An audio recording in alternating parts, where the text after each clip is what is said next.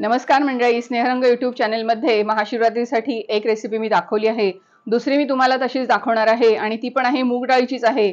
तर आपण मूग डाळीचा सर्रास वापर करतो, अगदी आजारपणामध्ये असू दे किंवा काही पौष्टिक याच्यामध्ये तर त्याचा सर्रास वापरतो. तर मी असं ठरवलं की आपण साबुदाणा नुसताच घेण्यापेक्षा त्याच्यामध्ये मूग डाळीचा वापर करून आपण वडे बनवूया तसेच. आणि त्याच्यामध्ये आपण हा शेंगदाण्याचा कूट आहे, थोडासा बटाटा आहे बाइंडिंगला. नंतर हा आपण खरडा केलाय मिरचीचा, त्याच्यामध्ये मिरची, कोथिंबीर, आलं आणि थोडंसं जिरं ह्याचा आपण खरडा बनवलेला आहे. मीठ आहे, लाल मिरची पावडर घेतली आहे मी, उपासाला चालते ती, साखर आहे आणि थोडासा लिंबाचा रस.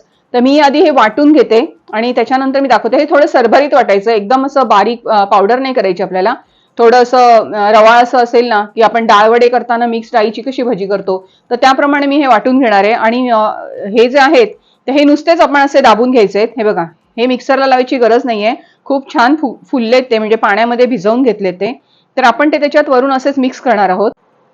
आपण साबुदाणे भिजवलेले हाताने असे थोडे कुस्करून घ्यायचे. जी आहे ती अशी सरभरीत वाटून आणलेली आहे, पाण्याचा वापर केलेला नाहीये त्याच्यात. मिक्सर चालू बंद करून त्याच्यात ते आपण वाटून घेतले. आपण हा साबुदाणा याच्यात मिक्स करूया.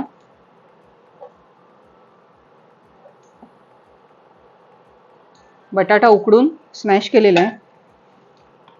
हा थोडा खरडा घालूया मिरचीचा, छान तिखट चव येईल त्याला. दाण्याचा कूट आहे, तर चवीनुसार आपण मीठ घालूया. एक पाव चमचा लाल मिरची पावडर आहे आणि हा आहे लिंबाचा रस. आता हे सगळं व्यवस्थित आपण कालवून घेऊया. आपण याचे असे लांबट गोल थोडेसे असे करून अतिशय सुंदर असे मस्त तळले गेलेत ते आपले मूग डाळ वडे, साबुदाणा घातलेले. नुसते साबुदाण्याचे वडे करण्यापेक्षा नक्की हा प्रयोग करून बघा. इतके सुंदर झालेले आहेत. काढूया आपण आता ते आणि बाकीचे पण मी तळून घेते. साबुदाणा मूग डाळ नगेट्स म्हणता येईल ह्याला, आणि आपण चटणी बनवलेली आहे. इतके सुंदर पद्धतीने झालेले आहेत. नक्की रेसिपी करून बघा. आणि खूप वेगळी आहे जरा, म्हणजे नेहमीचे साबुदाणे त्याच्यापेक्षा ही खूप वेगळी. आणि समजा जर कोण मुगाची डाळ नसेल घालत तर त्याच्यामध्ये भाजणीचं पीठ जरी मिक्स केलं तरी सुद्धा होतात आहेत मस्त. आणि त्यासोबतच आपण ही सोजी दिलेली आहे, सोजीचा व्हिडिओ आपण आधीच टाकलेला आहे.